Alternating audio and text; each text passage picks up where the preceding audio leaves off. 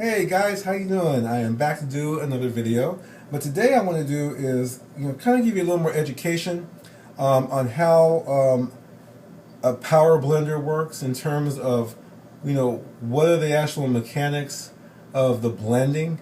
There's been some misconceptions on the I've looked on the web, I've looked on YouTube, people doing doing blending concoctions, and there's been some misconceptions on how these machines work. There's people saying that they think a $40 blender is just as good, if not better, than a power blender. And it's nobody's fault because if you really don't know, it's easy to get confused and just decide to get a cheaper blender. I wouldn't have known either. I did a lot of research, did a lot of my homework. I even called Vitamix, I called Blend Tech, trying to understand exactly how these machines work.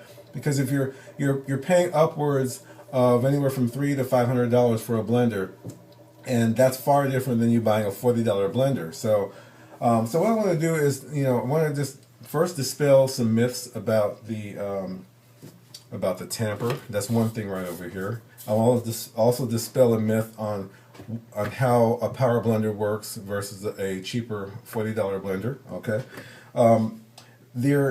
there's two leading blenders on the market. One is the Blend Tech Total Blender, and then we have the Vitamix blender. Okay, so on the Vitamix blender, you have, if you look down here, you see 4 spinning blades. Okay, this looks like any $40 blender. Okay, so that kind of makes a person feel, well, this can't be any better than what I currently have at home, my old cheap Osterizer blender.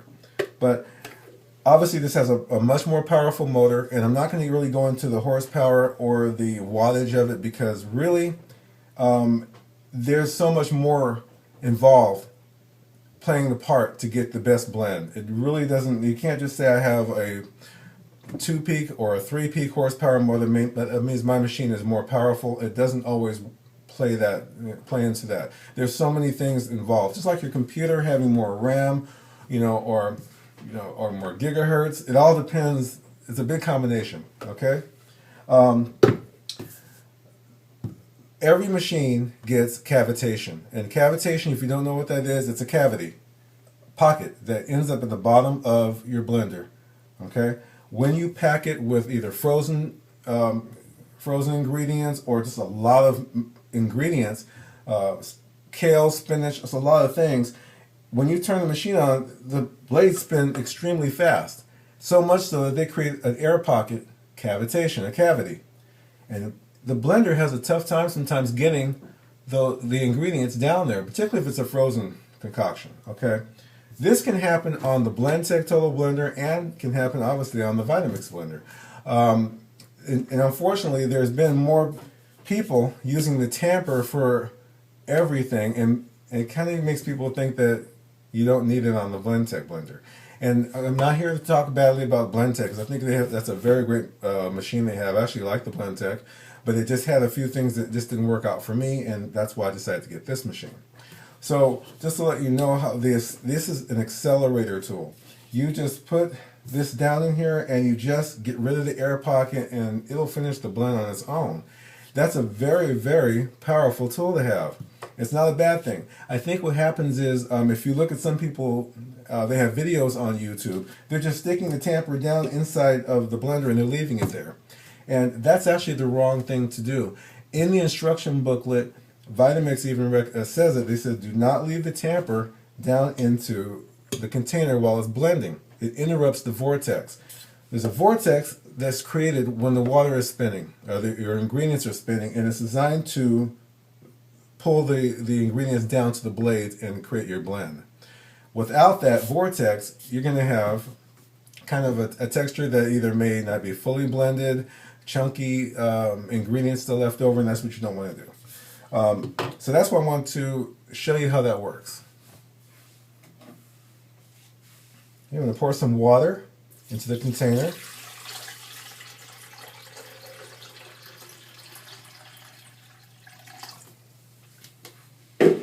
Put the container cover over here so we don't have any any issues. All right, I'm going to turn the machine on. I'm going to put on variable speed 1, and then I'm going to increase it a little bit so you can see the water is not just going to be spinning around in a circle. It's going to be creating a tornado-like vortex to get the liquid down to the blades. Okay? You see that right there?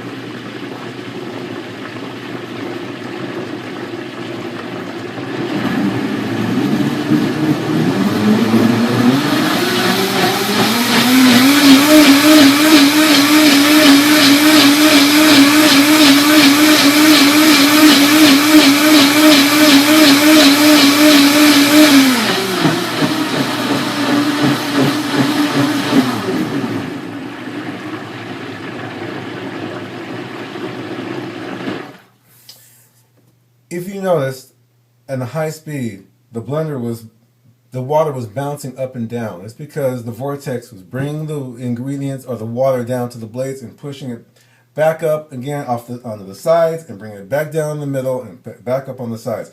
That's how it works on the BlendTech Total Blender and on the Vitamix blender.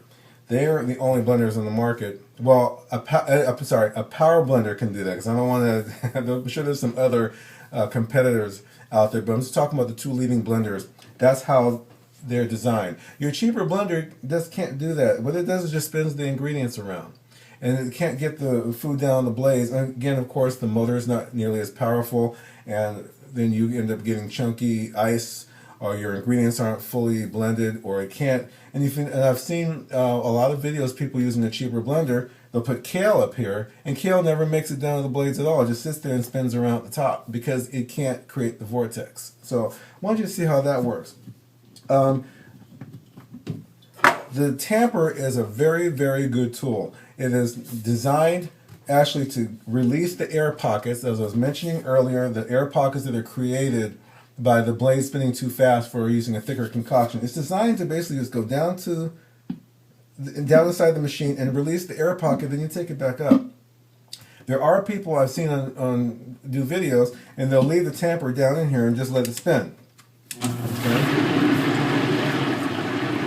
What's actually happening now is that it's getting in the middle of the vortex, and it's causing the water just now to spin around. You take it back out, and the tornado comes back. Put it back down in here, and it interrupts the vortex. You don't want that to happen, because two things will happen. First of all, it overheats your motor because it's causing the machine to work harder. And secondly, it interrupts your vortex, so your blend doesn't come up. This is a great tool. I'm telling you. Anybody would want to have a Tamper because, first of all, just making peanut butter and frozen desserts and hummus and, again, releasing the air pockets. It's designed to, it's called an accelerator tool. That's what Vitamix actually calls it. And it's designed to accelerate your process. You don't want to sit here for a long time, trying to get everything to work. The whole point is just to, quickly get rid of an air pocket and go on to the next thing and get your blend happening, right? Okay. So hopefully that kind of releases, some myths about, a Vitamix needing a Tamper, and why this is a bad thing to have one, if people think it is. And, cavitation issues between BlendTech, Vitamix, and any other blender. You understand how that works. And that being said, of course, I'm going to make a smoothie, a green smoothie. So what I'm going to do is the green smoothie is going to show you what we were talking about. I just wanted to show you how the one I'm going to make is going to it's going to have pears, apples in it, and kale and spinach, and it's going to show how the bottom of the blender first begins making the blend and how it's going to suck everything down to the blades using the vortex. Okay, so here we go. Let me get started.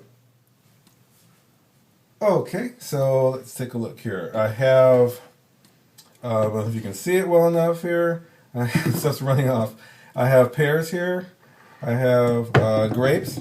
Okay, I have kale, and I have spinach over there in the corner, and I got some frozen pineapples here. Okay, all right.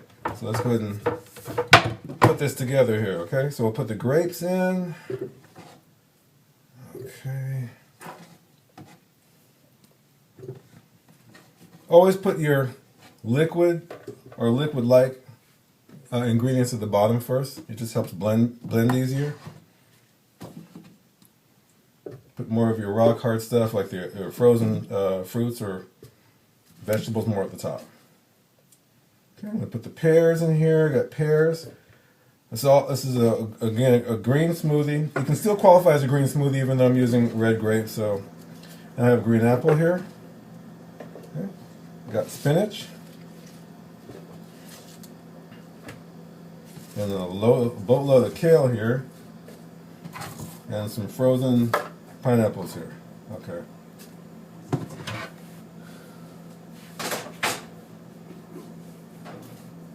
Okay, put some ice at the top. Right, about maybe, I don't know, maybe four ice cubes. Just depends on how big your ice cubes are. And water. Loosen everything up down there and get that smoothie. About a cup of water maybe. Kale is your biggest enemy in terms of getting your blender to blend properly. So that's why a lower cost blender, or a cheap blender I should say, doesn't always work with kale too well. Alright?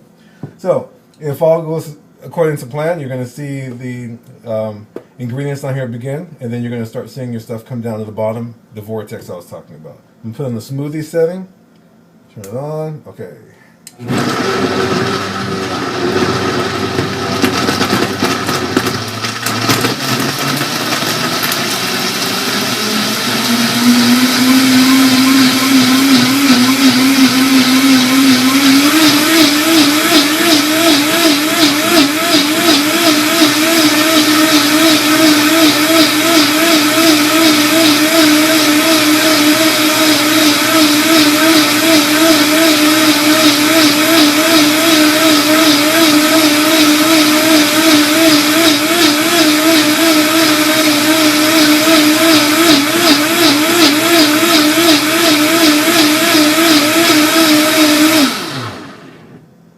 Okay. Now, if you notice, the ingredients were bouncing up and down. That's the job of the tamper. What the tamper would normally do, if the air pocket was created, but the machine can bring the ingredients down itself and push everything back up the sides again. So that's how that works. The vortex. Okay. All right, got a cup here. Beautiful green smoothie, nice and rich. No lumps, no bumps, nothing. Very smooth, very thick, of course, very rich. But again, it depends on how it tastes, and I have to taste it. So just a moment here.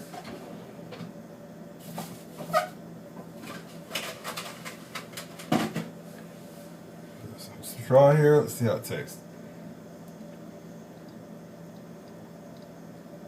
Wow, very refreshing. Very, very good. I love this blender, you guys. This thing's a great machine.